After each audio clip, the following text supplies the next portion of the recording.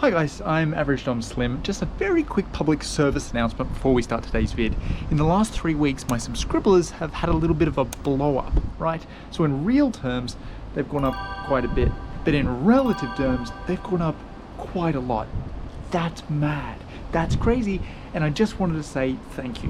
Not only to all the new subscribers, who thank you very much for getting on board, but to all my OGs as well, just to all my subscribers in general. It's just so nice to see that people are watching and engaging with my videos and are joining this community. All right, enjoy the vid.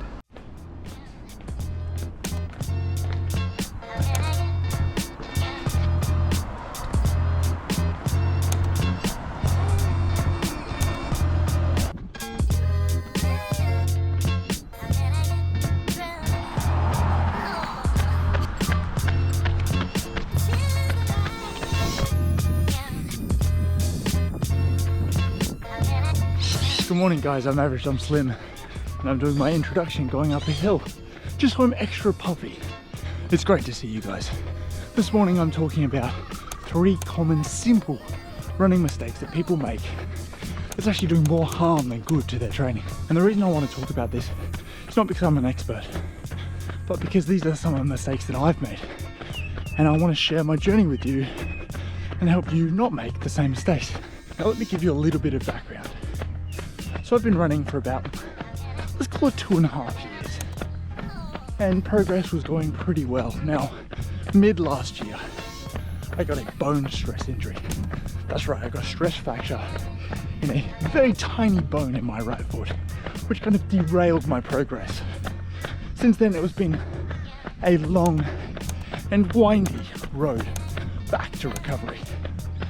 And today, I'm so lucky to be running like this, running freely, not running nearly as much as I was, but I'm getting there slowly. Now as I rebuild, I'm learning a lot of lessons again, trying to find out what I did wrong and how I can do better this time. Look at this place. Oh, I love it here. Right, I'm almost at the track, which means I'm about to jump into the workout here. And I'll try and show you what the workout is. My group comes here to train, so I'll just jump in and ask them what the session is. And then I'll do the same jog home. All right, so I came to the track to jump in on whatever session that they were doing. And it's the one session that I don't overly like to do, and that is because they're doing like a 5K time trial. The reason I don't like that is because the reason that I come to the track is to do interval training. A 5K time trial is different. I probably do that every second week and I go to a park run and I try and run fast. So this morning, I'm not going to jump into that session. I'm just going to do my own session and probably I'm going to do 400s. I did 10 400s last time, so I want to do maybe slightly more than that just to show that I'm progressing in these sessions. So let me try and do like between 12 and 15. I hope that's not ambitious. And I'll probably do it on like a 60-second break. I'll update you as I go. Let's do it.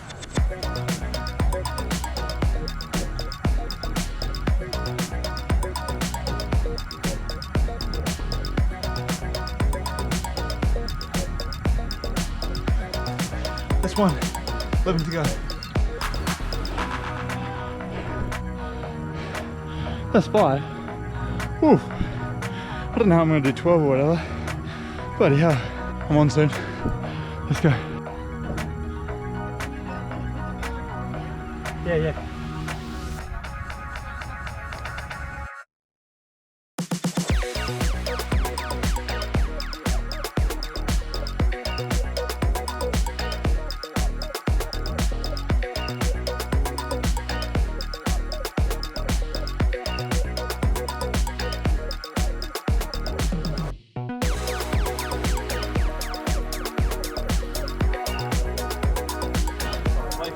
Right, last one.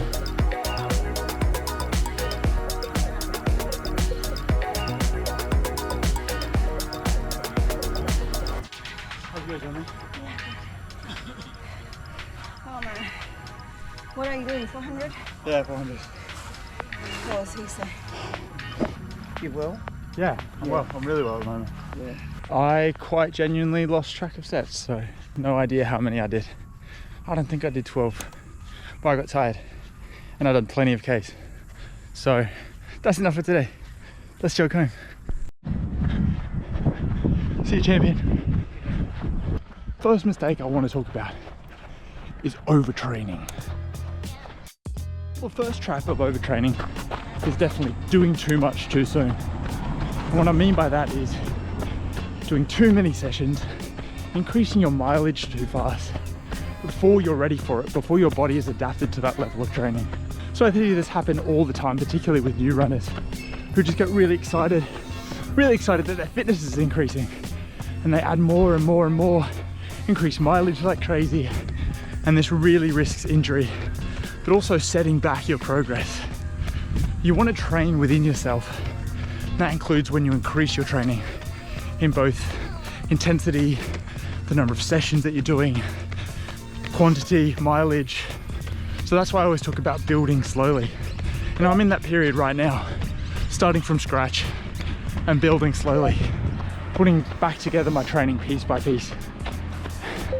And it's been a very gradual process.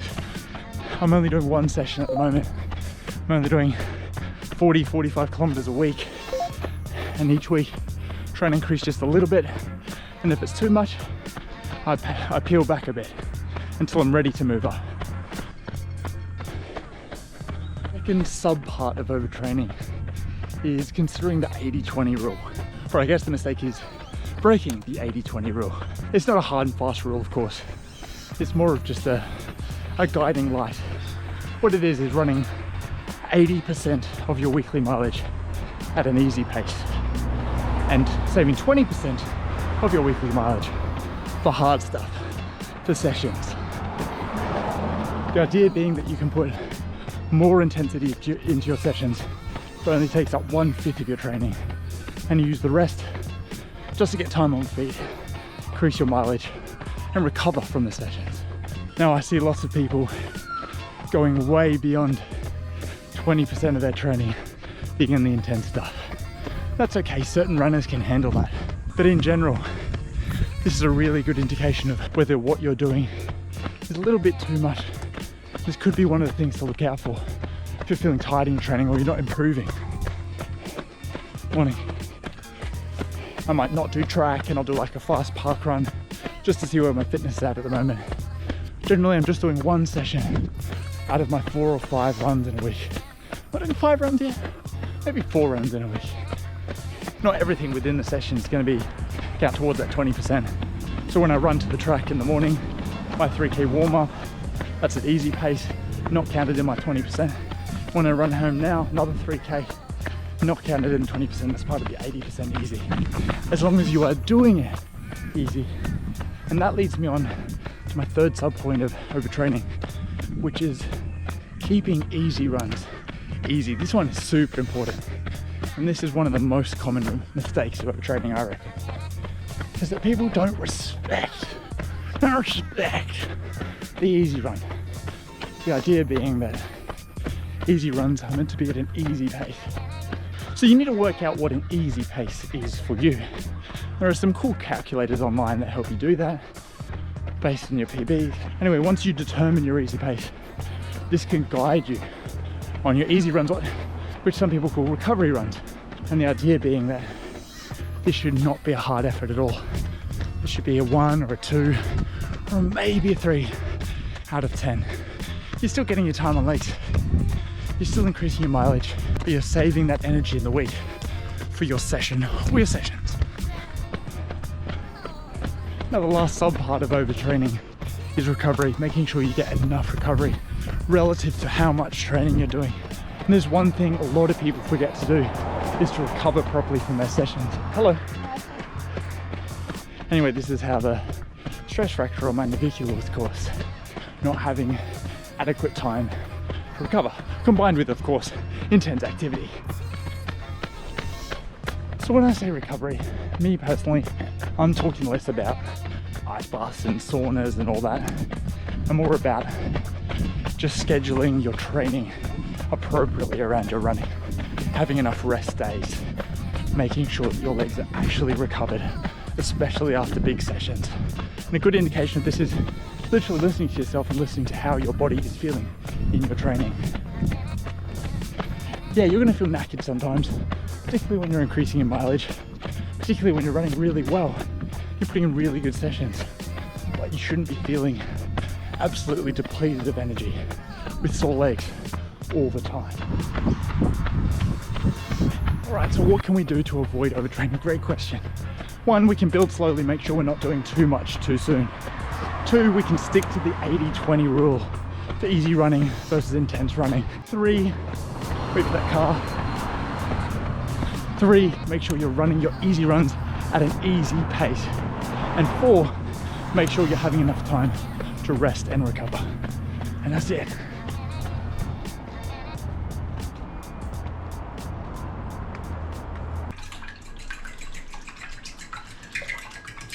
Oh, you ran to track Oh yeah. from here? Yeah. Wow, that's so impressive. Oh, thanks. And you ran home? Yeah. That's a ginormous run.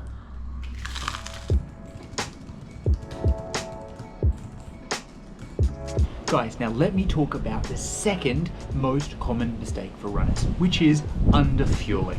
Now, underfueling is insufficient energy due to generally lack of carbs. This is scientifically proven to inhibit performance if you're not getting enough energy. It can also lead to fatigue and disrupt your recovery. Now, here are some signs you might be underfueling. If you are feeling constantly tired, if you often get sick, if you miss your period, if you are getting a bad sleep, or if your performance is suffering, then you might be underfueling. So to address this, these are the pillars for me. First of all, absolutely carbs. Second of all, protein. Third of all, eating well in general. And fourth of all, eating strategically before, during, and after long runs and sessions, your big runs. Now for carbs, I make sure I get carbs probably every meal. I eat carbs for breakfast, lunch, snacking, and dinner. And I make sure I get enough protein during the day.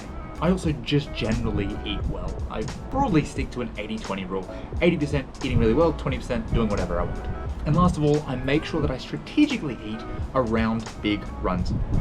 So eating before long runs, eating during long runs, this is usually by way of gels, and making sure I eat after big runs. But I think I generally eat after all runs, just because I like refueling. And I love food.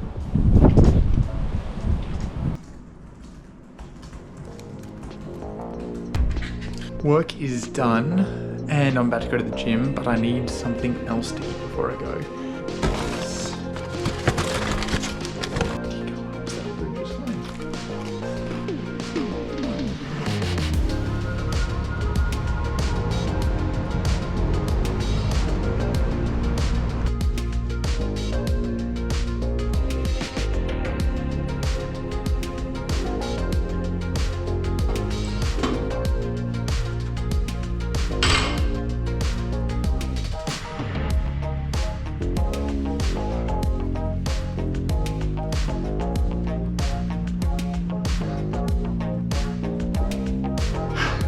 This one is all about strength training. If you've watched my channel before, you know I'm a huge advocate of strength training for running. If you look back at some of my previous videos, I talk about the science that sits behind strength training supporting you to be a better runner. So to quickly sum up what we just found, running economy can be improved through strength training. And the best type of strength training is pairing high resistance training with plyometrics.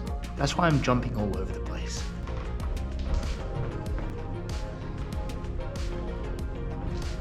Now, while the knowledge seems to be getting there, getting through to the running community, and I see more and more people doing strength training to support their running, a lot of beginner runners still don't accept or appreciate the fact that gym helps you be a better runner. So what I do is I try to diversify my running a little bit and include gym in my weekly regime every week. I go to the gym twice a week, every week, and I make sure I'm doing legs, I'm doing upper body, I'm doing core, and I'm doing plyometrics.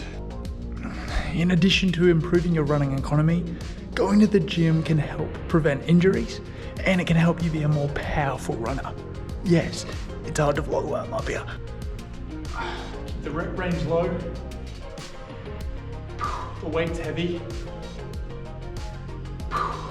Remember to include single leg stuff. That's it. Go to the gym. All right, let's find some dinner. Pre-cooked rice, tomatoes, vegetarian sausages, halloumi, falafel, spinach. And I'll show you how it all comes together.